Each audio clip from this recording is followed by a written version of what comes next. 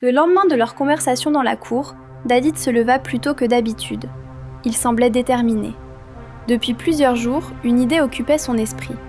Une idée simple, mais pleine d'espoir. La petite école tenue par les Sœurs de la Charité.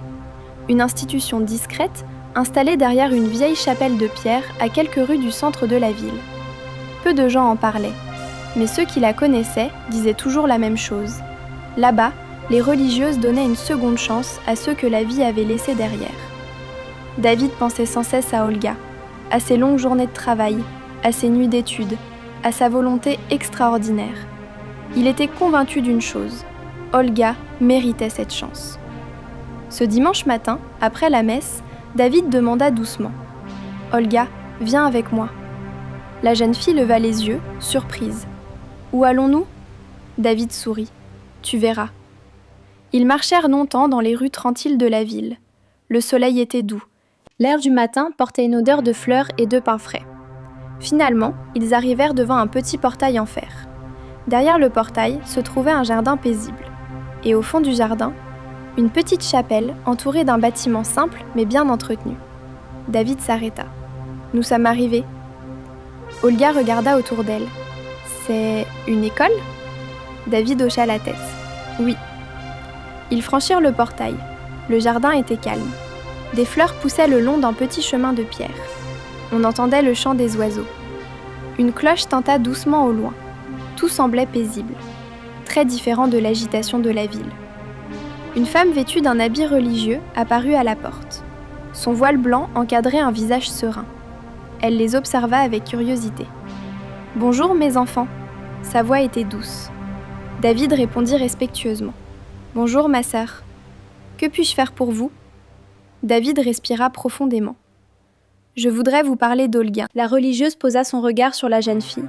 Un regard attentif, bienveillant. « Entre donc. » Ils furent conduits dans une petite salle. Une bibliothèque occupait un mur entier.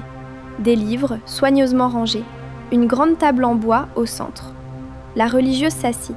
« Je m'appelle Sœur Madeleine. » Elle regarda Olga avec douceur. « Et toi ?»« Olga. » Sœur Madeleine sourit. « C'est un joli prénom. » Puis elle se tourna vers David. « Alors, parle-moi de cette jeune fille. » David raconta tout, depuis le début. La mort de sa mère, la pauvreté de Granma, l'arrivée chez Denise, les longues journées de travail, la petite école du soir, les nuits d'études, et surtout, la détermination d'Olga. Pendant tout ce temps, Olga restait silencieuse, un peu intimidée, mais Sœur Madeleine l'observait attentivement. Après un moment, la religieuse se tourna vers Olga. « Est-ce que tout cela est vrai ?»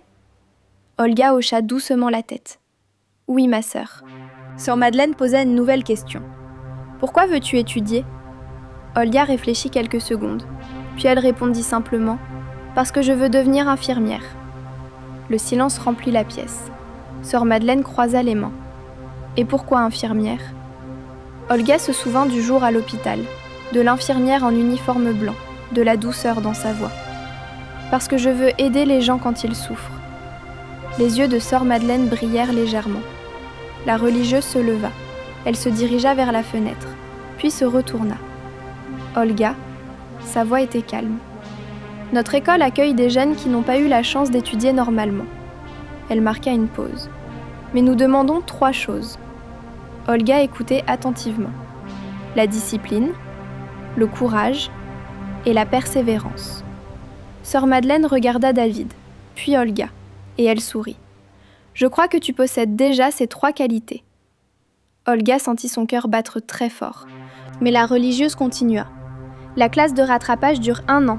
C'est un programme intensif. Il faudra travailler très dur. » Olga répondit immédiatement. « Je suis prête. » Sœur Madeleine hocha lentement la tête. « Alors, nous allons essayer. » Les mots résonnèrent dans la pièce. David ne put s'empêcher de sourire. Olga resta immobile, comme si elle venait d'entendre quelque chose d'incroyable. Avant de partir, Sœur Madeleine posa doucement la main sur l'épaule d'Olga. « Souviens-toi d'une chose. » Olga leva les yeux. « Oui, ma sœur ?» La religieuse répondit. « Dieu ouvre parfois des portes là où les hommes n'en voient aucune. » Puis elle ajouta avec un sourire. « Mais il appartient à chacun d'avoir le courage de les franchir. » En quittant le jardin, Olga marchait en silence. David la regarda. Alors, Olga s'arrêta. Elle regarda le portail, puis le ciel, puis David. Ses yeux étaient remplis d'émotion. « Je crois que ma vie vient de changer, grâce à toi. » David sourit. Non, il corrigea doucement. Ta vie était déjà en train de changer. Je comprends ta modestie, David. Cependant, n'était-ce toi je ne saurais que faire dans la maison. Honnêtement, tu es mon ange gardien en visage humain. Olga ne savait pas encore que cette année, auprès des Sœurs de la Charité, serait l'une des plus importantes de son existence. Parce que là-bas, elle allait apprendre bien plus que des leçons. Elle allait apprendre la confiance, la discipline et la valeur de sa propre intelligence. Et à la fin de cette année, une nouvelle porte s'ouvrirait, la porte de l'école des infirmières. Et ce jour-là, la petite servante humiliée de la maison de Denise deviendrait enfin une jeune femme prête à changer son destin.